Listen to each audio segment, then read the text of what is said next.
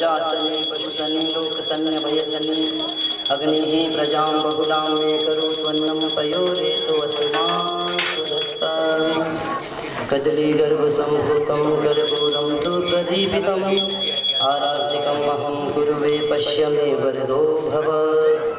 ॐ पुराणपुरुषोत्तमाय नमः। ग्रन्थोत्तम ग्रन्थाय नमः। जलेन शीतलीं कृत्वा पुष्पैः देववन्दनं जज्जेन जज्जमयजन्तदेवास्तानि धर्माणि प्रथमानि आसन्नतेह नाकं महिमानः सचन्त यत्र पूर्वे साध्याः सन्ति देवाः। पुराणपुरुषोत्तमाय नमः।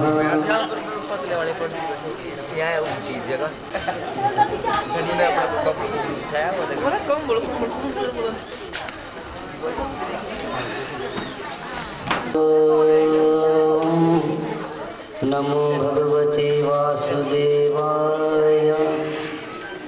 ओम श्रीमन्महागणाधिपतये नमः। ओम श्री सरस्वत्यै नमः।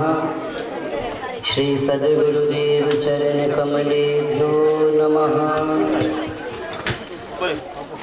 अस्ति स्वस्तरणैकराग्रविगलत्कल्पप्रसूनापृतं वस्तु प्रस्तुतवेणुनागलहरि निर्वाण निर्व्याकुलं स्रस्तस्रस्तन्निबद्धनी विविलसद्गोपी सहस्रावृतं हस्तन्यस्तनतापवर्गमखिलोदारं किशोराकृतिम् ध्येयं सदा परिभवग्नमभीष्टदोहम् तीर्थास्पदं शिवविरिञ्चिनुतं शरण्यं भृत्यार्तिहं प्रणतपालभवाब्धिपोतं वन्दे महापुरुषते चरणारविन्दम् वंशी विभूषितकरान्नवनीरदाभात् पीताम्बरातरुणबिम्बफलाधरोष्ठात् पूर्णेन्दुसुन्दरमुखादरविन्दनेत्रात् कृष्णात् परं किमपि तत्त्वमहं न जाने। ॐ ध्यानमूलं गुरुमूर्तिः पूजामूलं गुरुर्पदं मन्त्रमूलं गुरुर्वाक्यं मोक्षमूलं गुरुर्कृपा। राधा साध्यं साधनं यस्य राधा मंत्रो राधा मंत्रदात्री च राधा सर्वं राधा जीवनं यस्य राधा राधा राधा वाचं किं तस्य शेषम्। जय जय श्री राधा रमण जय जय नवल किशोर जय गोपी चित चोर प्रभु जय जय माखन चोर। बोल वृंदावन बांके बिहारी लाल की। श्रीमद् भागवत महापुराण की। सद्गुरुदेव भगवान की। शुकदेव भगवान की। जगदम्बा मैया की जय जय श्री राधे। परम मंगलमय परात्पर अखिलेश्वर अकारण करुणा वरुणालय भक्तवांछा कल्पतरु भगवान श्याम सुंदर की वांगमय प्रतिमूर्ति भागवत महापुराण मेरे सन्मुख विराजमान विद्वत वरेण्यम विप्रवृंद भगवत चरणानुरागी श्रोतृवृंद करुणामयी वात्सल्यमयी मातृशक्ति एवं समस्त बाल गोपालक श्रोताओं, आज आप सभी जानते हैं इंद्रदेव कुछ ज्यादा ही प्रसन्न हो गए। कल आप लोग गोवर्धन पूजा में व्यस्त हो गए, इधर हमारे इंद्र देवता जी को थोड़ा क्रोध आया। आना स्वाभाविक है, लेकिन जो प्रकृति के नियम है, प्रकृति के नियम स्वतंत्र होते हैं। प्रकृति का प्रत्येक नियम स्वतंत्र है। हम लोग सोचते हैं कि वर्षा न होती, पड़ोस वाला सोचता है कि विष्णुता बैठे होते हैं। आप लोगों को आदेश दिया गया है कि उस समय में जब कथा प्रवक्ता विश्राम करे तब उन 2 घड़ियों तक आपको संकीर्तन करना है। कथा के बीच में संकीर्तन का कहीं वर्णन नहीं आया है। लेकिन आजकल के समय में ना ही वैसे वक्ता है और ना ही वैसे श्रोता है। बहुत सारी माताएं बहनें तो बोल रही थी कि व्यास जी कथा तो ठीक ही सुना लेते हैं, लेकिन भजन सोने वाले गाते हैं, नाचने वाले नहीं गाते। जितने लोग कथा सुनने आते हैं,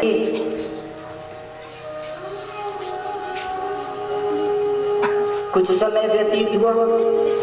अब श्रीमद् भागवत में भगवान के विवाहों की कथा है। किसी को पता है भगवान के कितने विवाह हुए थे? हाथ उठाकर बता दीजिए। चलो मैं बता दूंगा, आपने तो कसम खा रखी है कि कुछ भी नहीं बोलेंगे, इधर की दुनिया उधर हो जाए। राजा सीद भीष्मको नाम विदर्भापतिर्महान् तस्य पंचाभवन् पुत्र कन्यका च वरानना। भीष्मक नामक एक राजा हुए विदर्भ देश में। उनके 4 पुत्र और 1 पुत्री। पुत्री का नाम है रुक्मिणी। भगवान की पहली पत्नी रुक्मिणी जी तो हुई थी, लेकिन जो उस रुक्मिणी का भाई है सबसे बड़ा, उसका नाम है रुक्मी। अपनी बहन का विवाह शिशुपाल से करवाना चाहता। दोनों आपस में मित्र थे। बोले मित्र क्यों ना मित्रता को संबंध में बदल दे। लेकिन जो रुक्मिणी है वो तो भगवान श्याम सुंदर को ही अपना जीवन समर्पित कर चुकी है। जब से उन्होंने भगवान के गुणानुवादों को सुना कि कैसे भगवान ने वृंदावन में इतने ही राक्षसों को मारा, कंस का वध किया, भगवान के बारे में जब से रुक्मिणी जी सुनती थी कि कैसे कन्हैया गोपियों संग रास रचाते हैं, गोप ग्वालों के संग तरह तरह की लीलाएं करते हैं, तब से ही मन उन रुक्मिणी ने भगवान श्याम सुंदर को अपना पति मान लिया है। मन से पति कोई साथ फेरे लेने से नहीं बनता, पति बनता है मन से। मन से किसी का वर्ण करना। वैसे तो आप हजारों के साथ ले लो फेरे, अगर मन से ना मान पाओ तो क्या लाभ। जैसी व्यवहार नजदीक आने लगा, बारात पहुंच गई विदर्भ देश में शिशुपाल की। अब रुक्मिणी सोचने लगी कि अब ऐसा क्या करूं, मैं श्याम सुंदर को पति मानती तो हूं लेकिन उनको पता भी नहीं है। तो एक ब्राह्मण को बुलाया और ब्राह्मण के पास एक रुक्मिणी मैया ने एक पत्र लिख कर भेजा है। बताया कि द्वारिकाधीश को दे देना, वो सब समझ जाएंगे। अब वो ब्राह्मण द्वारिका पहुंचा। भगवान बैठे हैं अपने द्वारिकापुरी में। तभी समाचार मिला कोई ब्राह्मण आए हैं। भगवान ने खूब सत्कार किया। जब ब्राह्मण ने पत्र दिखाया, भगवान ने कहा बोले किसका पत्र है? तो बताया कि रुक्मिणी ने पत्र भेजा है। अब पत्र पढ़ा गया। भगवान ने पूछा क्या लिखा है? तो रुक्मिणी ने लिख दिया था द्वारिकाधीश के लिए संदेश सीधे सीधे। जब प्राचीन समय में फोन नहीं होते तो पत्र में ही सारा काम चलता था। समाचार हाल चाल जो भी है वैसे रुक्मिणी जी ने भेजा। भगवान से प्रार्थना की, प्रभु मैं तो आपको ही पति मान चुकी हूँ, लेकिन मेरे भाई मेरा विवाह किसी और से करना चाहते। और चेतावनी दे दी भगवान को कि अगर आप मुझे लेकर नहीं गए तो मैं आत्महत्या कर लूंगी। भगवान के गुणों का बखान करने लगे। श्रुत्वा गुणान भुवन सुंदर शृण्वतां ते निर्विश्य कर्ण विवलैर्हर तुंगतापम्। प्रभु जब से मैंने आपके गुणानुवादों को सुना है, आपके सौंदर्य के बारे में सुना है, तब से ही मैं आपको मन से अपना पति मान चुकी। आपके गुणानुवादों को सुन करके मुझे मेरे शरीर में पाप होने लगा है, आपके बिना रह नहीं पाऊंगी। भगवान ने सोचा कि कोई आर्त होकर मुझे पुकार रहा है, बुला रहा है। देखिए श्रोताओं, जब भी कोई भी भक्त सच्चे मन से आर्त हो करके, दुखी हो करके उन श्याम सुंदर को पुकारता है तो वो शीघ्र ही आ जाते हैं। उसी समय प्रभु अपने सारथी को आदेश करते हैं विदर्भ देश जाने के लिए। ब्राह्मण को रथ में बिठाकर भगवान पहुंचे। उसी समय जो रुक्मिणी मैया है माँ गौरी के दर्शनों के लिए मंदिर में गई।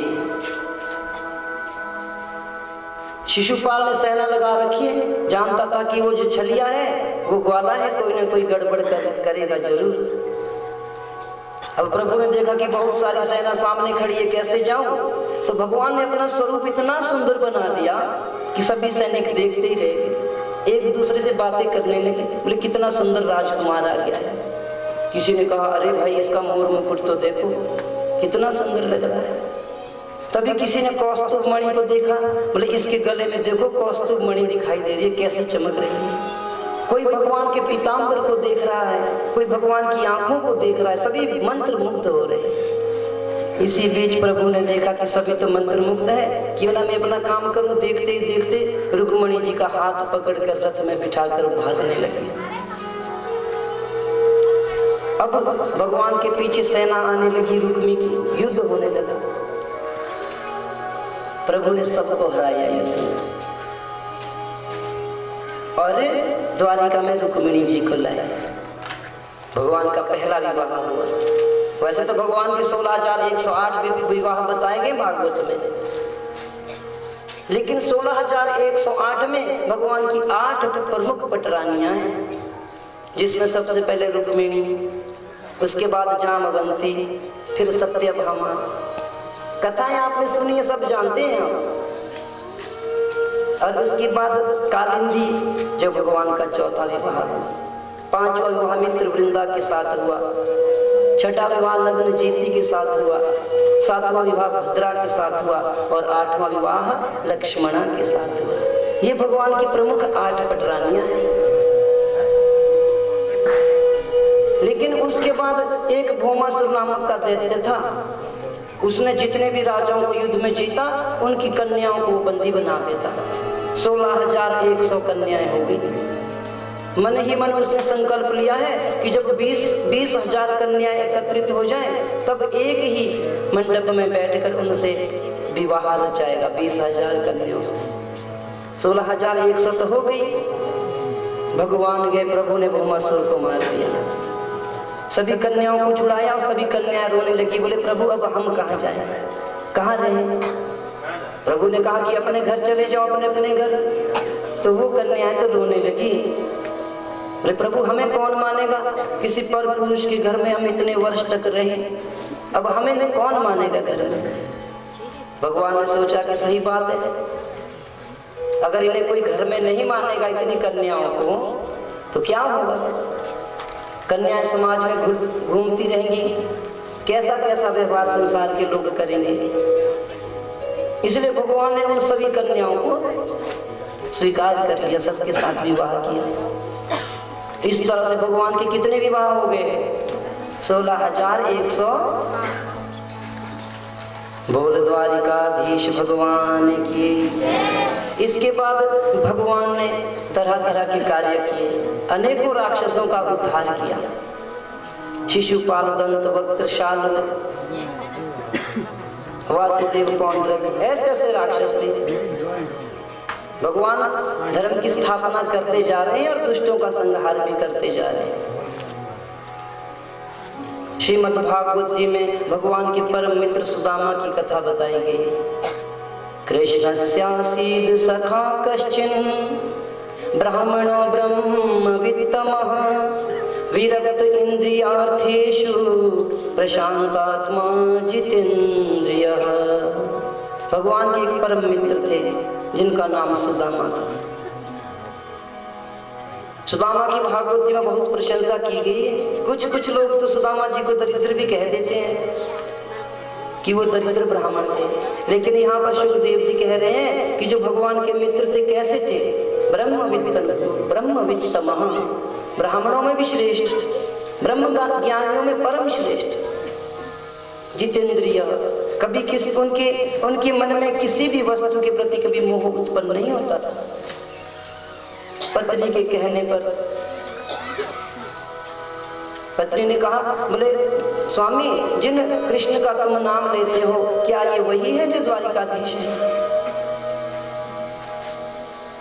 सुदामा कहने लगे जो द्वारिकाधीश हैं वही मेरे मित्र हैं और वही इस संसार के रचयिता भी हैं, भगवान। सुदामा की पत्नी सुशीला कहने लगी, मेरे स्वामी कभी अपने मित्र से मिलने भी तो जाया करो, वो तो द्वारिकाधीश है, उनके पास इतना समय नहीं, लेकिन आप तो जा सकते हो।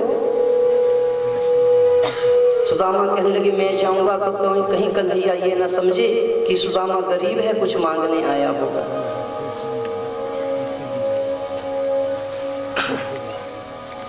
सुदामा की पत्नी कहने लगी तो प्रभु आप कुछ मांगना मत, सिर्फ मिलने चले जाना मित्र के दर्शनों के लिए। अब पत्नी के कहने पर जब सुदामा गए, पैदल जाने लगे उज्जैन से। द्वारिका नगरी बहुत दूर है, नंगे पांव से चल रहे, पांव में छाले पड़ गए सुदामा जी की, रक्त बहने लगा। भगवान ने देखा कि सुदामा मेरे मुझसे मिलने आ रहे हैं, तो रास्ते में कन्हैया आई किसी पतित का रूप लेकर के रातों रात ही सुदामा को द्वारिका पर पहुंचा लेते। और द्वारिका पहुंचकर सुदामा तो देखने लगे कितनी सुंदर नगरी, कहाँ आ गया हूं। पूछने लगे द्वारिकाधीश के महलों का पता द्वारपालों से। कहने लगे कि मैं बहुत दूर से आया हूं, कृष्ण का मित्र हूं। द्वारपाल ने देखा कि मित्र कैसे हो सकता है इतने फटे हुए हाल में। द्वारपाल को संशय हुआ कि जरूर ये कोई पागल होगा, क्योंकि इस स्थिति में भगवान का मित्र तो हो नहीं सकता। कहने लगा कि द्वारिकाधीश से कह दो कि उनका मित्र सुदामा मिलने आया है। द्वारपाल ने कहा चलो रुको मैं पूछ के आता हूं। अब कन्हैया से कहा, बोले प्रभु आपसे कोई मिलने आया है, कोई ब्राह्मण मिलने की आज्ञा चाहता है। कन्हैया ने कहा मिलने की आज्ञा लेने की क्या जरूरत, ब्राह्मण तो कभी भी आ सकते हैं। बोले महाराज वो बात तो सही है, लेकिन वो कह रहा था कि आप उनके मित्र हो, और हमें लगा कि आपका मित्र इतना दरिद्र तो हो नहीं सकता। भगवान ने पूछा कि क्या नाम है। तब वो द्वारपाल कहने लगा, शीश पगाना झगातन पे प्रभु जाने को आही बसे के ही ग्रामा, धोती फटी सी लटी दुपटी सी और पाए उपान को नहीं सामा। द्वारे खड़ा द्विज दुर्बल एक रयो चकी सो वसुधा अभिरामा, पूछत दीन दयाले को धाम बतावत आपनो नाम सुदामा। बोले महाराज ऐसा एक ब्राह्मण आया है, धोती भी कई जगह से फटी पड़ी है, चरणों में चरण पादुकाएं तक नहीं है, बहुत दुर्बल शरीर। भगवान ने कहा कि क्या नाम बताया है, तो वो द्वारपाल कहने लगा, बोले महाराज वो अपना नाम सुदामा कह रहा है। जैसे प्रभु ने सुदामा का नाम सुना, अपने महल को छोड़ करके, अपनी सभी रानियों को छोड़ करके भगवान दौड़ने लगे। मेरा मित्र सुदामा आ गया। सुदामा से मिलने के लिए प्रभु नंगे पांव से दौड़ गए। सभी द्वारपाल देखने लगे, मंत्री देखने लगे, सैनिक देखने लगे। भगवान की सभी जो पटरानियां हैं, पत्नियां देखने लगी कि ऐसा ये कौन आ गया जिसके लिए कि भगवान सब कुछ छोड़कर चले गए, यहाँ तक कि चरण पादुकाएं तक नहीं पहने।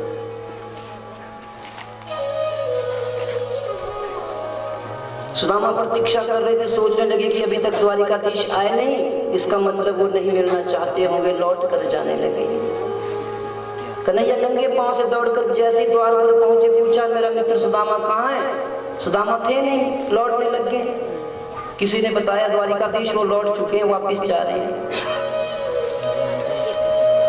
जब कन्हैया द्वारिका की गलियों में ढूंढ रहे हैं, बहुत दूर सुदामा दिखे, जोर से पुकारने लगे, मित्र सुदामा तुम कहाँ जा रहे हैं, मुझसे बिना मिले क्यों जा रहे हैं।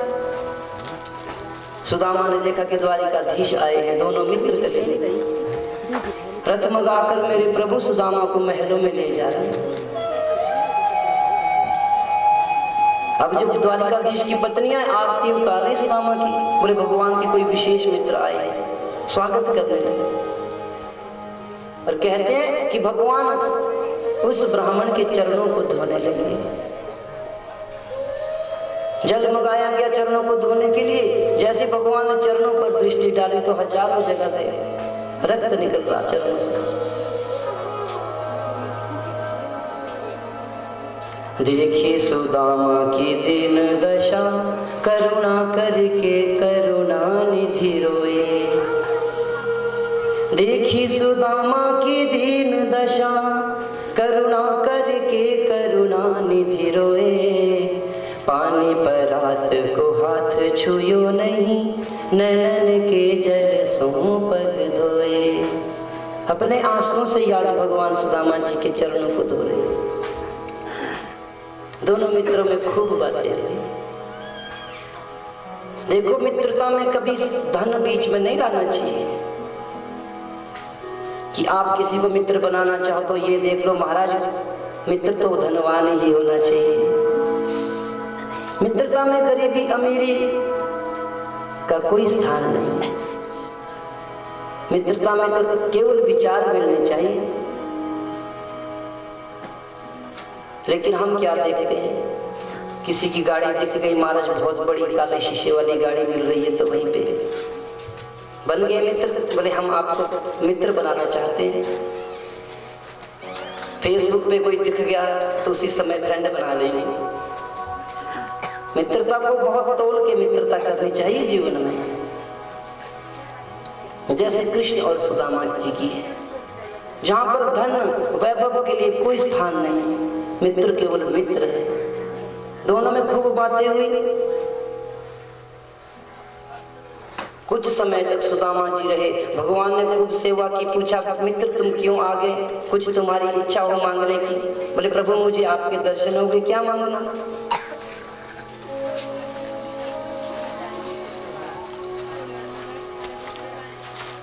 बाद में कन्हैया ने पूछ लिया, बोले मित्र तुम आए तो सही, क्या तुम जो घर में तुम्हारी पत्नी है क्या उन्होंने कुछ मेरे लिए भेजा तो होगा? खाली हाथ तुम आए नहीं होंगे, कुछ नहीं तो 5 सुपारी ही लाए होंगे, 2 मुट्ठी चावल ही लाए होंगे। सुदामा के पास की एक पोटली थी 3 मुट्ठी चावल की। छुपाने लगे, बोले द्वारिकाधीश कैसे खाएंगे, ये तो 56 भोग खाते हैं। सुदामा छुपाने लगे और कृष्ण ढूंढने लगे। बोले कुछ ना कुछ तो लाए होंगे, तुम्हारी आदत अभी तक नहीं गई, बचपन में भी तुम अकेले ही खाया करते थे। जैसे भगवान के हाथ में पोटली लगी, देखा तो पोटली कई जगह से फटी पड़ी है, चावल निकल रहे हैं गिर गिर कर। अब द्वारिकाधीश ने पूछा, बोले क्यों छुपा रहे थे? बोले प्रभु आप इसको मत खाना, आप तो 56 भोग पाते हो, ये चावल तुम नहीं खा पाओगे। अब कन्हैया ने हाथ में उठाया चावल, देखने लगी, भगवान की आंखों से आंसू आने लगे। सुदामा से कहने लगे अरे मित्र ये जो चावल है ये साधारण नहीं है, ये तो संसार की सबसे बहुमूल्य भेंट है, और इन 3 मुट्ठी चावलों के ऊपर तो मैं तुम्हें 3 लोक दे सकता हूँ। कितने दिव्य ये भेंट है मेरे लिए। अब जैसे ही भगवान ने कहा कि 3 लोक दे सकता हूँ, तभी देवता घबराने लगे स्वर्ग लोक में कि अगर 3 लोक दे दिए सबसे पहले भगवान स्वर्ग ही देंगे। सभी देवता कांपने लगे। ब्रह्मा जी भी सोचने लगे कि दूसरा नंबर मेरे ब्रह्मलोक का ही आएगा। हर दाने का मोल यदि देने लगे भगवान, रह जाएगा सृष्टि में बस एक ही धनवान। देवता सोचने लगे ये जो 3 मुट्ठी चावल है, इसमें अगर भगवान एक एक दाने का मूल्य देने लगे तो सुदामा ही सृष्टि में केवल एकमात्र धनवान बच जाएगा। अब भगवान चावल की मुट्ठी हाथ में लेकर जैसे ही खाने लगे, पहली मुट्ठी खाकर प्रभु ने स्वर्ग सुदामा के नाम किया है। जैसे ही पहली मुट्ठी भगवान ने खाई तो मन ही मन संकल्प किया कि सुदामा तुम्हें स्वर्ग का मैं संपूर्ण सुख प्रदान करता हूँ। सभी देखते जा रहे देवता आकाश मंडल में कि क्या होने वाला है। दूसरी मुट्ठी में पृथ्वी लोक का वैभव विप्र को सौंप दिया है। भगवान आशीर्वाद देने लगे कि इस पृथ्वी का संपूर्ण सुख मैं तुम्हें प्रदान करता हूं। रुक्मणी भी देख रही है, लक्ष्मी साक्षात, बोले अब वैकुंठ भगवान जरूर दे देंगे। माताओं की कोना भी किसी को देना हो तो महाराज, या घर की कोई एक छोटा सा रुमाल भी किसी को देना हो तो बहुत पीड़ा। लक्ष्मी ने रोक दिया है। भगवान ने जैसे तीसरी मुट्ठी उठाई, लक्ष्मी ने हाथ पकड़ लिया रुक्मणी जी ने। बोले प्रभु ये क्या कर रहे हैं? भगवान ने कहा कि हिसाब किताब पूरा कर रहा हूं अपने मित्र को प्रसन्न करने के लिए। सोच रहे रुक्मणी कि कैसे मेरे प्रभु अपना निवास भी दान में दे रहा, कैसा दानी ये मेरा पिया है। तो कैसे भगवान दयालु, अपना घर भी देने के लिए तैयार है। भगवान ने कहा कि मित्रता का मोल कभी चुकाया नहीं जा सकता है।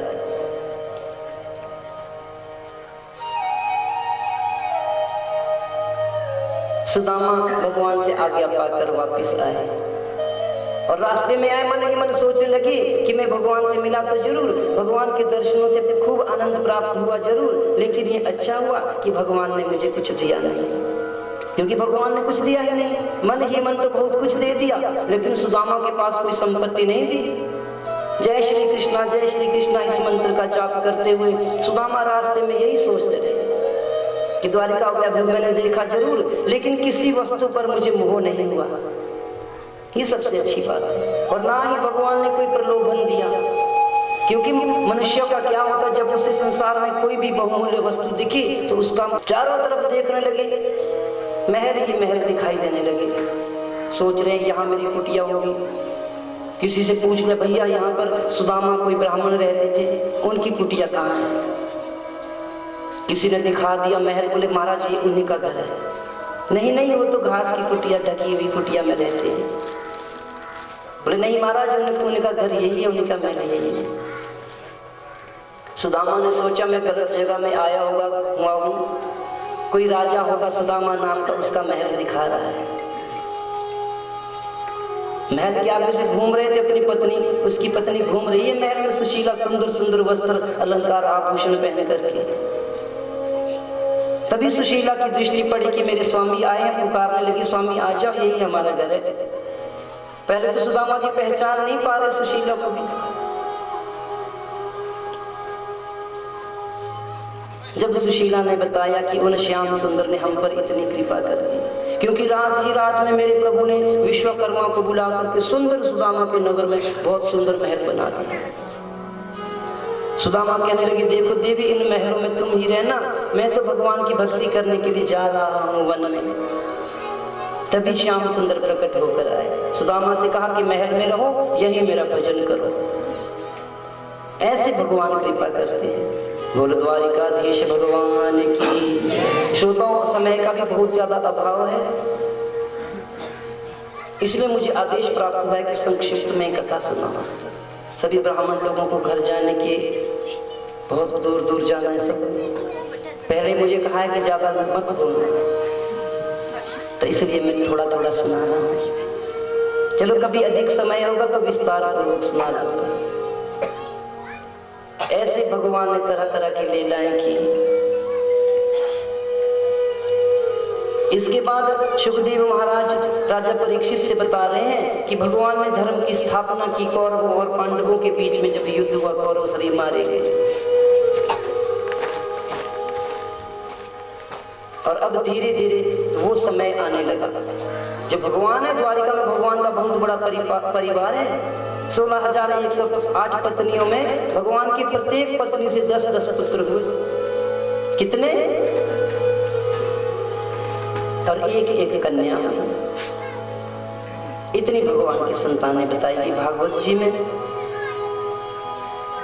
लेकिन एक दिन भगवान के जो पुत्र हैं उन्होंने संत महात्माओं का अपमान कर दिया। संत आए थे अत्रि वशिष्ठ आदि, विश्वामित्र आदि। भगवान का जो पुत्र है उसका नाम सांब है, जामवती का पुत्र, बहुत सुंदर देखने में। अगर उसको स्त्री के वस्त्र पहना दिए जाए तो कोई बता नहीं सकता कि पुरुष है कि स्त्री। इतना वो सुंदर। अब उन यदुवंशी ने क्या किया, संतों को देखा तो संतों के साथ उपहास मजाक करने लगे। शाम को स्त्री के वस्त्र पहनाए, साड़ी पहना दी, सुंदर सुंदर आभूषण पहना दिए और उसके वस्त्र पर, उसके पेट पर एक वस्त्र बांध दिया। महात्माओं से पूछने लगे, बोले महात्मा जी हमारी पत्नी है, गर्भवती है, आप बताइए, आप तो त्रिकालदर्शी हो कि इसके गर्भ में बेटा है कि बेटी। आजकल भी तो जाते हैं डॉक्टर के पास पहले पता करने के लिए कि गर्भ में बेटा है कि बेटी। बेटा निकला तो ठीक, बेटी निकली तो फिर बोले हमें नहीं चाहिए बेटी।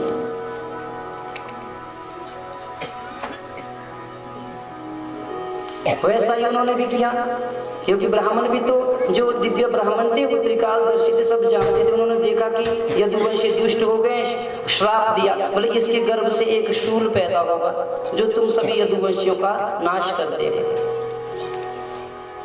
अब काम करने लगे यदुवंशी, सभी कृष्ण पुत्र दौड़ कर गए, वसुदेव जी को बताया, बोले ऐसा ऐसा श्राप दिया है। जैसे ही वस्त्र हटाने लगे पेट से, एक लोहे का शूल निकला। सोचने लगे यदुवंशी क्या करें, तो उस शूल को पीस करके पीस दिया, उसको बहुत बारीक करके समुद्र में फेंक दिया और एक नुकीला सा टुकड़ा रह गया, उसको भी समुद्र में डाल दिया। कहते हैं उस शूल के जो कण निकले उससे एक घास उत्पन्न हुई समुद्र के किनारे, एरक नामक। और एक दिन यदुवंशी चले गए वहां समुद्र के किनारे प्रभास क्षेत्र में, मदिरा पीकर लड़ने लगे और जब उनके अस्त्र शस्त्र समाप्त हुए तो वही घास उखाड़ कर एक दूसरे को मारने लगे। यदुवंशी सभी नष्ट हो गए, 4-5 बचे होंगे। और जो एक शूल का टुकड़ा बच गया था उसे एक मछली ने निगल लिया। किसी शिकारी ने, व्याध ने मछली को पकड़ा, उसके पेट से निकल गया, उसका उसने एक बाण बनाया। भगवान आज उज्जैन के पास वो स्थान है, बट वृक्ष के नीचे अर्धशयन अवस्था में बैठे हैं। तभी उस व्याध ने भगवान के चरणों में जो मणि चमक रही थी, उस मणि को हिरण की आंख समझकर, हिरण की आंख समझा और शब्द भेदी बाण चलाया, भगवान के चरणों में लगा। जब पहुंचा तो क्या देखता है, वहां तो द्वारिकाधीश थे। भगवान से क्षमा मांगने लगा। भगवान ने कहा कि देखो तुम्हारा कोई अपराध नहीं, मैं तुम्हें मुक्त करके स्वर्ग भेजता हूँ। उसी समय भगवान ने उसको वैकुंठ लोक दे दिया। सभी देवता सोचने लगे कि भगवान को बाण लगा है। मन ही मन देवता सोचने लगे, देखते हैं कि जब भगवान संसार में आते हैं वो संसार को कैसे छोड़ते होंगे, मरते होंगे। कई लोग तो कहते हैं कि भगवान को बाण लगा और भगवान मर गए। सभी देवता भी सोचने लगे कि कैसे भगवान संसार से जाते हैं इस लोक से। अर्जुन भगवान के पास पहुंचे। भगवान ने अर्जुन को समझाया कि सभी मेरी पत्नियों को ले जाकर के वृंदावन में श्री राधा जी की शरण में छोड़ दें। अर्जुन रोते रोते गए और भगवान का जो सारथी है दारुक, अब भगवान के पास पहुंचे, रोने लगा।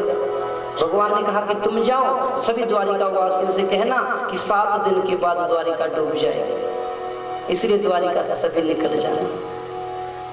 दारुक भी चले गए रोते हुए, भगवान को छोड़ कर गए। देवता देख रहे हैं एक टक दृष्टि से कि कैसे भगवान संसार छोड़ते होंगे। क्या भगवान मरते? बताइए। उसी समय भगवान उसी छवि में जहाँ बैठे थे, उसी छवि से अंतर्धान होकर गोलोक धाम को प्रस्थान करते हैं। ब्रह्मा, ऋषि, मुनि, संत, महात्मा भगवान की दिव्य स्तुति गाते हैं। श्री कृष्ण गोविंद हरे मुरारे, हे नाथ नारायण वासुदेव। श्री कृष्ण गोविंद हरे मुरारे, हे नाथ नारायण वासुदेव। ऐसी दिव्य स्तुति होने लगी, पुष्प वृष्टि होने लगी। देखिए श्रोता, जो यह दिव्य भागवत की कथा है, सुखदेव महाराज राजा परीक्षित को सुना रहे हैं। क्योंकि परीक्षित को 7 दिन में मृत्यु का श्राप लगा है। इसलिए परीक्षित ने सोचा कि संत का उन्होंने अपमान किया था, पाप का प्रायश्चित करने के लिए भागवत सुन रहे थे और आज भागवत का 7वां दिन चल रहा था। सुखदेव ने कहा परीक्षित से, मैंने तुम्हें संपूर्ण भागवत की कथा सुनाई, अब तुम बताओ क्या तुम्हें मृत्यु से कोई भय लग रहा है? सुखदेव कहने लगे कि तक्षक नाग तुम्हें डसने वाला है, क्या तुम मरोगे? तो परीक्षित हाथ जोड़कर कहने लगे, गुरुदेव मैं तो नहीं मरूंगा। क्योंकि भागवत की दिव्य कथा को सुनकर आज परीक्षित को आत्मज्ञान हुआ है कि अगर संसार में कोई मरता है तो मरने वाला शरीर है। संसार में जो आता है, जन्म लेता है, वो भी शरीर है और जो मरता है वो भी। लेकिन क्या आत्मा कभी मरती है? आत्मा ना जन्म लेती है और ना मरती है। जन्म लेने वाला भी शरीर और मरने वाला भी। इसलिए कभी इस चीज से भय नहीं करना चाहिए। हाँ, अगर तो आप अपने आप को शरीर मानते हो तब तो अच्छी बात है, तब तो डर होगा भाई। लेकिन शरीर तो एक घर की तरह होता है। 84 लाख घर बनाए हैं विधाता ने संसार में, कभी किसी घर में रहना पड़े। जब शिमला में रहते हो, एक कमरे से दूसरे कमरे में शिफ्ट होते हो तो रोते हो, डरते हो? कोई डरता नहीं, बल्कि दूसरा अच्छा कमरा मिल जाएगा। पहले सिंगल रूम था, अब डबल रूम मिल जाएगा। उल्टे प्रसन्न ही तो होते हो। वैसे ये भी ये कमरा है। अब कमरा हो गया 100 साल का। 100 साल के कमरे में कौन रहना चाहता है? कब जोर की बारिश आए, मकान गिर जाए, कभी छत ढह जाए। वैसे ही शरीर भी है। लेकिन हमारा क्या होता है, जीर्ण शीर्ण हो जाता है 100 साल का। और भगवान के चरणों का ध्यान करते हुए सुखदेव जी चले गए। उसी समय थोड़ी दूरी के बाद अंतर्धान हो गए। उसके बाद सुखदेव जी को किसी ने फिर से देखा नहीं। परीक्षित समाधि में बैठे, तक्षक नाग आता है डसने के लिए, बहुत विशाल रूप लेकर। लेकिन अपने अष्टांग योग के माध्यम से, योग विद्या के द्वारा परीक्षित तो अपने जो प्राण हैं उनको भगवान में मिला देते हैं। इस तरह से भागवत में परीक्षित का मोक्ष बताया गया। नैमिषारण्य की पावन भूमि पर 88,000 ऋषि इस कथा को सुन रहे हैं सूत जी महाराज से। सूत जी ने कलयुग के गुणों का वर्णन किया। शौनकादिक 88,000 ऋषि पूछते हैं, महाराज घोर कलिकाल आने वाला है, कलयुग का वैभव कैसा होगा? कलयुग में रहने वाले लोग कैसे होंगे? किस तरह से जीवन व्यतीत करेंगे? सुनना चाहते हैं कि रहने दो? तो कलयुग में बताया गया, यस्यास्ति धनम स नरम कुलीनागतः। जिसके पास कलयुग में धन होगा वो बहुत कुलवान माना जाएगा। पर महाराज यही सबसे बड़े घर का है। उसके आगे बड़े से बड़े ज्ञानी, बड़े से बड़े पढ़े लिखे प्रणाम करेंगे। बेशक वो धनवान व्यक्ति अनपढ़ हो, दुष्ट हो, मूर्ख हो, कुछ भी हो, लेकिन उसके पास जा करके लोग प्रणाम करते रहे। यस्यास्ति वित्तम स भवति कुलीनो नरः। कलयुग का ये वैशिष्ट्य होगा। किसी ज्ञानी व्यक्ति को, किसी विद्वान व्यक्ति को, किसी शिक्षित व्यक्ति को नहीं मानेंगे। बोले पढ़ा लिखा होगा, अपने घर में होगा, हमें हमारे किस काम का। ऐसे ऐसे पढ़े लिखे तो 100 रोज प्रणाम करने आ जाते हैं। ऐसा कलयुग में बताया गया। ब्राह्मणों विप्रत्वे सूत्रम एव हि। ब्राह्मणों के लिए बताया गया कि ब्राह्मणों को कलयुग में ज्ञान नहीं होगा। कोई ब्राह्मण वेद का ज्ञान प्राप्त नहीं करेंगे। वेदों की बात आएगी तो हंसने लगेंगे।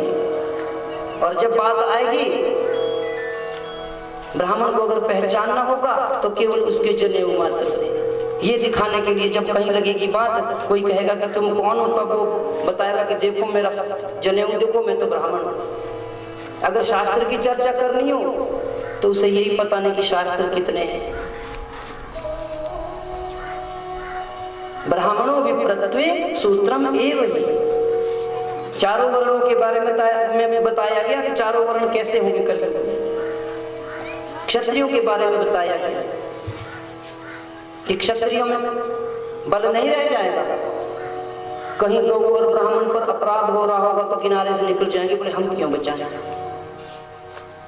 कहीं युद्ध की बात आएगी तो अपने घर के कोने में छुप जाएंगे। ऐसे तो खूब क्षत्रिय बनेंगे अपने आप को। वैश्य के लिए बताया गया कि वैश्य जो होंगे वो हमेशा झूठा व्यापार करेंगे, लोगों को ठग करके 5 रुपए की वस्तु 50 रुपए में, बोले लेनी है तो ले लो। शूद्रों के बारे में बताया कि शूद्र कलयुग में सेवा धर्म भूल जाएंगे। संतों के बारे में बताया कि पाखंड निरता संता विरक्ता सपरिग्रह। जो संत होंगे वो पाखंडी होंगे, जो विरक्त होंगे वो ढोंगी होंगे, और कहने को तो विरक्त होंगे लेकिन कई विवाह करके कई संतानें उत्पन्न करते रहेंगे। स्त्रियों के बारे में भी बताया कि कलयुग में स्त्रियां कैसी होंगी। कलयुग में उस स्त्री की पूजा बताएगी जो अपने रूप और स्वरूप को दिखाने में दक्ष होगी, अपने रूप से जो पर पुरुषों को प्रसन्न करने में लगी रहेगी, उसकी पूजा करेंगे। आप देखते होंगे घर में, किसी के घर में लक्ष्मी मैया की तस्वीर मिले ना मिले, ऐश्वर्या राय की जरूर मिलेगी, बोले वो मिस यूनिवर्स है। पतिव्रता स्त्रियों की कोई पूछ नहीं होगी, बोले बहुत पतिव्रता बनती है अपने आप को। स्त्रियां अपना धर्म भूल जाएंगी कलयुग में, सभी प्रकार के धर्म नष्ट हो जाएंगे और मनुष्य पेट भरने मात्र को पुरुषार्थ समझेंगे। धर्म करने में पीछे, हाँ किसी ने धन कमा लिया, बोले मैंने बहुत कुछ कर दिया। बहुत समय तक वर्षा नहीं होगी, जब वर्षा की आवश्यकता रहेगी कलयुग में तब धूप लग जाया करेगी। सभी ऋतुएं भी अपना धर्म छोड़ देगी, और जब पृथ्वी है, पृथ्वी का गुण भी नष्ट हो जाएगा। अगर पृथ्वी में कोई बीज बोएगा तो पृथ्वी उत्पन्न नहीं करेगी, निर्बीजा हो जाएगी पृथ्वी। क्यों? क्योंकि जब पाप बढ़ता है तो पृथ्वी माता भी पापियों का पोषण नहीं करना चाहिए। आप करते तो होंगे खेती बाड़ी, जितना लगाते हो उतना मिलेगा नहीं। कभी धूप अधिक लग जाए, कभी बारिश अधिक हो जाए। क्यों? क्योंकि पृथ्वी पर पाप कर्म बहुत अधिक बढ़ गया है। इस प्रकार से बताया, जैसे ही कलयुग का बहुत, अभी तो कलयुग का पहला दिन चला है, पहले भी बताया मैंने 4,32,000 वर्ष कलयुग की आयु। जब कलयुग का अंतिम चरण चलेगा, उस अंतिम चरण में इतना पाप हो जाएगा कि भगवान राम और भगवान के कृष्ण को जानने वाला कोई नहीं रह जाएगा। अगर कोई कहेगा राम, तो बोलेंगे भाई राम कौन है, किस खेत की मूली है। इतना अधिक पाप हो जाएगा। और कलयुग के अंतिम चरण में मनुष्यों की आयु केवल 12 वर्ष रह जाएगी। कितनी? चने के पेड़ के नीचे आदमी मन आराम से छांव में बैठा करेगा, इतना छोटा मनुष्य हो जाएगा। 7 साल की आयु में तो बाप दादा बन जाएगा। कैसा वो आदमी होता होगा, ऐसा कहा गया पुराणों में। शंभलग्राम मुख्यस्य ब्राह्मणस्य महात्मना भवने विष्णु यशः कल्के प्रादुर्भविष्यति। तब घोर कलिकाल में जब हर जगह में पाप ही पाप होगा, तब उत्तर प्रदेश में ही बताया गया, मुजफ्फरनगर के शंभल नामक गांव में विष्णु यश नामक ब्राह्मण के घर में भगवान कल्की बनकर प्रकट होंगे। ये भगवान का 24 अवतार कलयुग के अंत में होगा। तब उस समय जितने भी पापी होंगे, उन पापियों का नाश करने के लिए उनका प्राकट्य होगा। और उस कलिकाल के अंतिम समय में जो सत्कर्म करने वाले होंगे, कोई बचे हुए भगवान की भक्ति करने वाले, वो सतयुग में देवता बनकर प्रकट होंगे। ऐसे कलयुग के गुणों का वर्णन किया गया। इसके बाद सृष्टि के प्रलय का वर्णन हुआ और अंत में भागवत जी का उपसंहार बताया गया कि जो भागवत भगवान की शरण में जो मनुष्य रहते हैं, उनका जीवन कैसा रहता है। बताया गया कि अगर जीवन में कोई संपूर्ण भागवत श्रवण कर ले तो पापों से मुक्त होकर वो गोलोक धाम को चला जाता है। लेकिन सभी लोग तो सुन नहीं सकते, तो इतना बताया गया कि अगर भागवत के एक श्लोक का कोई एक चरण भी सुन ले, एक अक्षर भी किसी के कान में पड़ जाए, उसको भगवान कृष्ण की भक्ति प्राप्त हो जाती है। सदा सेव्या श्रीमद् भागवती कथा, यस्य श्रवण मात्रेण हरिश्चित्तं समाश्रयेत। इसलिए इस भागवत रूपी अमृत को नित्य पान करना चाहिए। देखिए श्रोताओं, जो चारों युग हैं, चारों युगों का अपना अपना वैशिष्ट्य होता है। जिन अपने पितरों के उद्धार के लिए ये श्रीमद् भागवत यज्ञ करवाया है, उनको भगवान कृष्ण के चरणों में स्थान प्राप्त है। वैसे तो भागवत जी का वैशिष्ट्य है कि जहाँ पर भी भागवत जी का आगमन होता है, भागवत की दिव्य कथा जहाँ पर बहती है, उस परिवार की 21 पीढ़ियां स्वयं ही तर जाती हैं। फिर वहाँ पे किसी संकल्प को करने की, किसी बात को कहने की आवश्यकता नहीं रह जाती कि अमुक व्यक्ति को मोक्ष मिलना चाहिए। ये तो भागवत जी का सहज स्वभाव है कि श्रीमद् भागवतम शास्त्रम मुक्तिदानेन गच्छति। भागवत में तो इतना कहा गया है कि इस श्रीमद् भागवत को कोई पशु पक्षी भी अगर सुन ले, कोई जड़ सृष्टि में कोई वृक्ष आदि योनि में को प्राप्त हुआ कोई भी सुन ले, इस भागवत जी की कथा सुनने से उसको भी कृष्ण पद की प्राप्ति हो जाती है। लेकिन यज्ञ की पद्धति है, एक व्यवहार है, इसलिए हम प्रार्थना व्यासपीठ से यही करते हैं कि जिन थे या किसी की मृत्यु हुई थी, उसके मोक्ष के लिए भागवत करवाना था, करवा दिया, अब बढ़िया पीछा छूट गया नहीं। पहले चलो ये भाव रहता होगा, लेकिन अब भगवान की शरण में आए हैं, अब मन में ये भाव होना चाहिए। इस तरह की मानसिकताओं से ऊपर उठ जाना चाहिए। मैं सबको संदेश दे रहा हूँ, भागवत कोई ऐसा यज्ञ नहीं है कि तब भी ही करवाएंगे। इससे भागवत जी की जो वैभव है, महिमाएं घट रही है। और मैं सभी से, ब्राह्मण भी इसके लिए जिम्मेदार है, उनको भी इस चीज पे ध्यान देना चाहिए, हम सब भी हैं। इससे सनातन धर्म का लोप हो रहा है कि किसी कार्य के हेतु ही भागवत को संक्षिप्त कर दिया कि भागवत तब करनी चाहिए जब कोई मरेगा, उसके चतुर्वार्षिक वार्षिक श्राद्ध में। तब तो परीक्षित के लिए भी बाद में करवाते चतुर्वार्षिक में, अपने जीते जी उन्होंने क्यों सुने? ये भक्ति ज्ञान के लिए है, भक्ति के लिए, ज्ञान के लिए। इसको श्रवण करने से मनुष्य की भक्ति पुष्ट होती है। जो हमारे अंदर के ज्ञान और वैराग्य वृद्ध पड़े हैं, वो उससे नवयुवक हो जाते हैं। तो मैं वही कहूंगा जो न्यायपूर्वक होगा, जो धर्म नीति कहती है, जो शास्त्रों का निर्देश है। धन कमाने के लिए मैं भागवत नहीं करता हूँ कि 2-4 लोगों को यहाँ पे कहता जाऊं कि आपके घर में भी वार्षिक श्राद्ध चतुर्वार्षिक आने वाला है, मुझसे करवा लेना, करवाना चाहिए। अगर करवाना है तो भक्ति से करवाओ, अब करवाओ। जब करवाना है भक्ति के लिए करवाइए। और जब घर में कथा लगा, क्या कहना है? आप लोगों का बहुत बहुत धन्यवाद, जितने श्रोता यहाँ पे बैठे हैं, जो आए हैं उनके लिए भी, जो पहले आए थे आज नहीं आ पाए उनके लिए भी मैं दिल की गहराई से उनका धन्यवाद करूंगा कि अपना इतने व्यस्त समय के बाद भी आप लोग आए। त्योहारों के समय में त्योहारों का जो आपका आनंद था उसको गंवाकर आप आए, आपने आशीर्वाद दिया। इसके लिए मैं हमेशा ही आपका ऋणी रहूंगा, धन्यवादी भी रहूंगा कि आपने आकर मुझे अकिंचन को अनुग्रहित किया। अब मुझे कथा सुनाने आती तो नहीं थी, लेकिन आपके सुंदर भाव को देखकर जो कुछ भी सुना पाया। कोई बात गलत लगी होगी, हो सकता है बहुत बार कुछ गलत भी हो जाता है, तो वो गलत चीजें जो है वो मेरी झोली में डाल देना, जो आपको अच्छी ना लगी अच्छी ले जाना।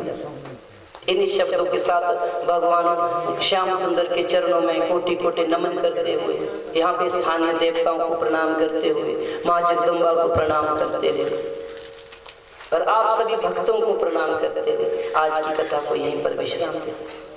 बोल भक्त वत्सल भगवान की। भागवत जी का जो अंतिम श्लोक है उसका पाठ आप मेरे साथ करेंगे। पहले मैं कहूँगा और बाद में आप कहेंगे, ठीक है? जो मैं कहूँगा वही कहना, थोड़ा जोर जोर। सर्व पाप प्रणाशनम प्रणामो दुख शमनः तं नमामि हरिं परं तं नमामि हरिं परं सर्वे भवन्तु सुखिनः सर्वे सन्तु निरामयाः सर्वे भद्राणि पश्यन्तु मा कश्चित् दुःखभाग् भवेत्। बोल भागवत भगवान की, बोलिए सुखदेव भगवान की, व्यास जी महाराज की, जगदम्बा मैया की, सद्गुरुदेव भगवान की जय। जय श्री राधे श्याम। सूर्योऽजायत श्रोत्राद्वायुश्च प्राणश्च मुखादग्निर्यजायत इदपुङ्गहविः प्रजननं मे अष्टदशरीरं सर्वगणं स्वस्तये आत्मतमे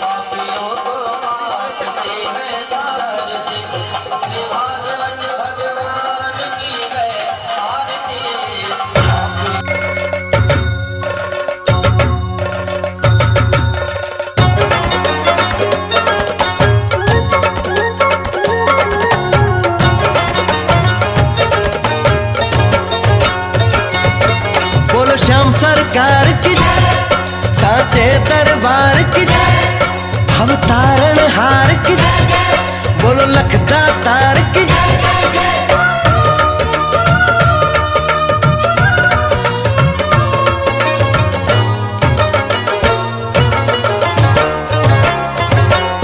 सांवरिया खींचे डोर भगत खींचे आए, सांवरिया खींचे डोर भगत खींचे आए, खींचे चले आए बंधे चले आए, श्याम रंग में रंग चले आए, खींचे चले आए रंग चले आए, श्याम रंग में रंग चले आए। जद बाबा खींचे डोर टावरिया खींचे आए, सांवरिया खींचे डोर भगत खींचे आए।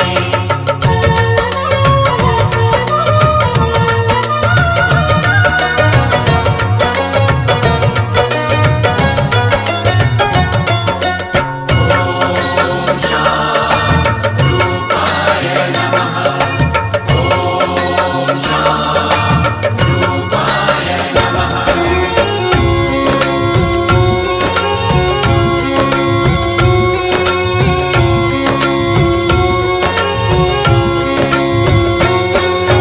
बाबा के द्वारे पे लगा है वरदानों का ढेर, श्याम हरे जय श्याम हरे, कलयुग का अवतार श्याम भक्तों के लिए कुबेर, श्याम हरे जय श्याम हरे, सीधी असर करे दाता पर सच्चे मन की टेर, मांगन में है देर धनी से पावन में नहीं देर, छम छम नाचे मन मोर पंख फैलाए, सांवरिया खींचे डोर भगत खींचे आए, खींचे चले आए बंधे चले आए, श्याम रंग में रंग चले आए, खींचे चले आए बंधे बंधे चले आए, सब श्याम रंग में रंग चले आए। जद बाबा खींचे डोर टावरिया खींचे आए, सांवरिया खींचे डोर भगत खींचे आए।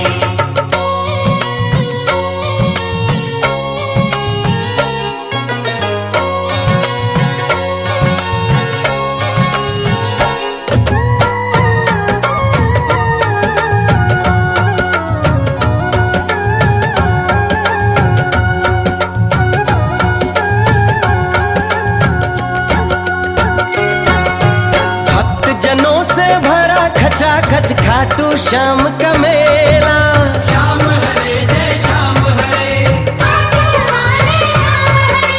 मांगने वाले लाखों हैं और दाता एक अकेला, श्याम हरे जय श्याम हरे,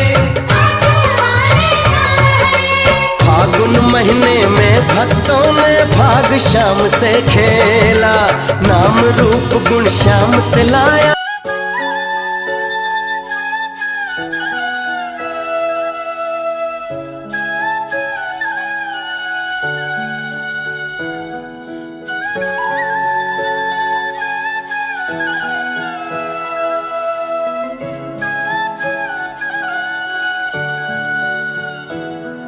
राधे राधे राधे बोल मना, धन का क्या पता, राधे राधे राधे बोल मना, धन का क्या पता, राधे राधे राधे बोल मना, धन का क्या पता, राधे राधे राधे बोल मना, धन का क्या पता, राधे राधे राधे बोल मना, धन का क्या पता, राधे राधे राधे बोल मना, धन का क्या पता, मन तो है चंचल तन तो है पिंजरा,